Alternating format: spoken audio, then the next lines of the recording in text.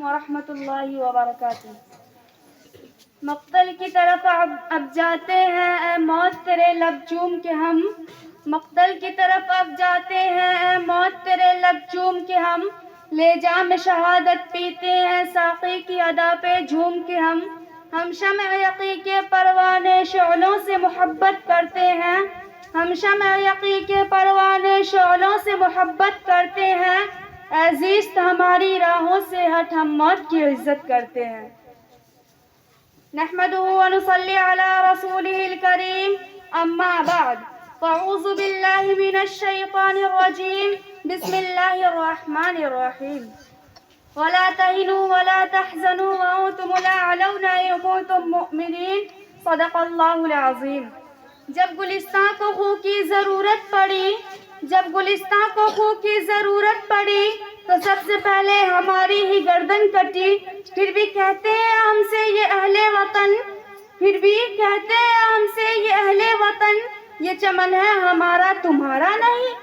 ملت اسلامیہ کے پاسبانوں، آج میں آپ حضرات کے سامنے ہندوستان کے مسلمانوں پر ہونے والے سیاسی ظلم و ستم اور اسلام کو ختم کرنے کی نہایت ہی گھناؤنی اور ناپاک سازش اور کوشش کے موضوع پر کچھ عرض کرنا چاہتی ہوں۔ امید ہے کہ بغور سماعت فرمائیں گے۔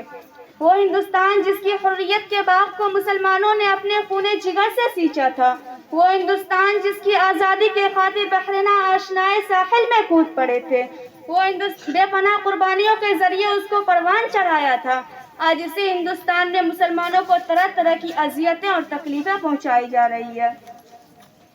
مسلمانوں کے قلوب سے اسلام کی محبت کو ختم کرنے کی نہایت ہی ناپاک اور گھناؤنی سازشیں ہو رہی ہے، اور اس میں شک نہیں ہے کہ ہم پر مصائب کے پہاڑ ٹوٹے جا رہے ہیں۔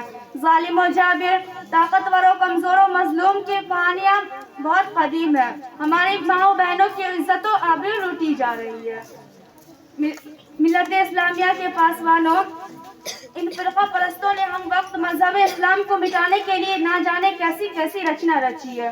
غور تو کریں، کبھی سی اے این آر سی لاگو کر کے مسلمانوں کو ہندوستان سے بھگانے کی کوشش کی جا رہی ہے، تو کبھی ہماری بہنوں کو اسکول، کالج اور یونیورسٹی میں نقاب پہن کر جانے سے منع کیا جا رہا ہے، ہمارے قابل، فعال اور متحرک نوجوانوں، بے قصور نوجوانوں کو جیل میں ڈالا جا رہا ہے، ہمیں سرکاری نوکریوں سے محروم کیا جا رہا ہے، ہمیں نوکریوں سے نکالا جا رہا ہے، مسلم آرکشن کو ختم کیا جا رہا ہے۔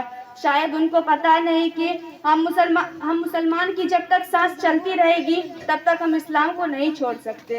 میں انہی چند باتوں پر اپنی تقریر ختم کرتی ہوں۔ وآخر دعوانا الحمدللہ رب العالمین۔ السلام علیکم ورحمۃ اللہ وبرکاتہ۔